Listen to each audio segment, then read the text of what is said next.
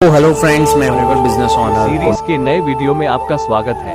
दोस्तों, अगर आपने पहले के वीडियोस नहीं देखे हैं तो इस वीडियो के डिस्क्रिप्शन में आपको प्लेलिस्ट का लिंक मिल जाएगा। पूरे प्लेलिस्ट को आप स्टार्टिंग से देखें, तभी आपको आगे के वीडियोस और अच्छे से समझ में आएंगे।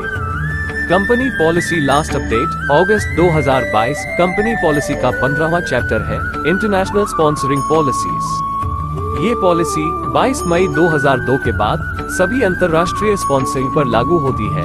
आगे उल्लिखित प्रक्रिया का पालन करके एक एफबीओ को उसके अपने देश के बाहर किसी और देश में स्पॉन्सर किया जा सकता है। एफबीओ को अपने देश या उस देश के कॉर्पोरेट ऑफिस से संपर्क करना चाहिए जहां वो स्पॉन्सर करना चाहता है और अपने इच्छित देश में अंतर्राष्ट्रीय स्तर पर स्पॉन्सरिंग करने का अनुरोध करना चाहिए। एफबीओ का आईडी नंबर उन सभी देशों में उपयोग किया जा सकता है जहां वो अंतर्राष्ट्रीय स्तर पर स्पॉन्सर्ड है।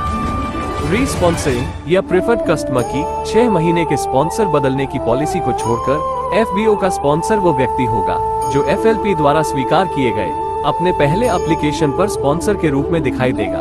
एफबीओ स्वचालित रूप से उन सभी देशों में वर्तमान प्राप्त लेवल पर कार्यरत हो जाएगा जहां वो अंतर्राष्ट्रीय स्तर पर स्पॉन्सर्ड है। जब कोई एफबीओ किसी एकल ऑपरेटिंग कंपनी से जरूरी केस क्रेडिट के साथ कोई भी लेवल अचीव करता है तो यह अचीवमेंट के तुरंत बाद लागू हो जाता है और अगले महीने अन्य सभी देशों में लागू होता है। यदि एफबीओ कई ऑपरेटिंग कंपनियों से संयुक्त केस क्रेडिट के साथ कोई भी लेवल जिसमें केवल सुपरवाइजर, असिस्टेंट मैनेजर और मैनेजर लेवल अचीव करता है तो यह अचीवमेंट के बाद के महीने की 15 तारीख को सभी देशों में लागू हो जाता है। अपने देश में एक्टिव क्वालिफिकेशन यानी 4सीसी करने पर एफबीओ को अगले महीने अन्य सभी देशों में एक्टिव माना जाएगा, चाहे उसने मार्केटिंग प्लान का कोई भी लेवल अचीव किया हो।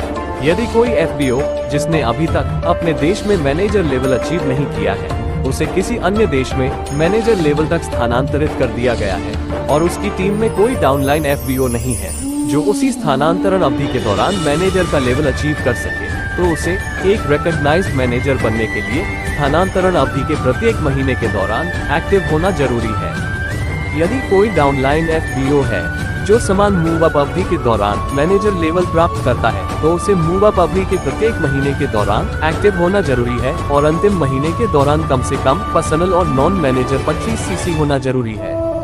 जब कोई एफबीओ किसी देश में निवास बदलता है तो उसे निवास के पुराने देश को पहले सूचित करना होगा ताकि एड्रेस बदला जा सके और एक नया देश असाइन किया जा सके। एक प्रेफर्ड कस्टमर को असाइन और रजिस्टर्ड किया जा सकता है और कई देशों में एक ही एफबीओ को असाइन किया जा सकता है। हालांकि होलसेल क्वालिफाइड एफबीओ के रूप में योग्यता के लिए उसकी खरीद का सीसी अलग अलग देशों में से नहीं गिना जा सकता। तो ये था कंपनी पॉलिसी का 15वां chapter international sponsoring policies. I hope कि आपको समझ में आया होगा। अगर आपको समझ में नहीं आया तो आप इस वीडियो को फिर से देखिए। जब तक समझ में ना आए तब तक देखें। चाहे तो आपके स्पॉन्सर या एक्टिव अपलाइन से पूछें या फिर इस वीडियो में आपका सवाल कमेंट करें। मैं कोशिश करूंगा कि जल्द से जल्द रिप्लाई कर पाऊं। दोस्तों, कैसा लगा यह वीडियो कमेंट करके जरूर बताइएगा। वीडियो को लाइक जरूर करिएगा। इस वीडियो को और कंपनी पॉलिसी सीरीज के प्लेलिस्ट को शेयर कीजिए अपने सभी टीम मेंबर्स को, ताकि वो ज्यादा से ज्यादा सीख सके, उनकी टीम को सिखा सके और अपने बिजनेस को बढ़ा सके। ऐसे ही नॉलेजेबल वीडियोस को देखने के लिए इस चैनल को सब्सक्राइब कर लीजिए। नोटिफिकेशन बेल को ऑन कर लीजिए ताकि आने वाली हर एक वीडियो का नोटिफिकेशन आपको सबसे पहले मिल सके। मिलते हैं दोस्तों अगले वीडियो में। जय हिंद।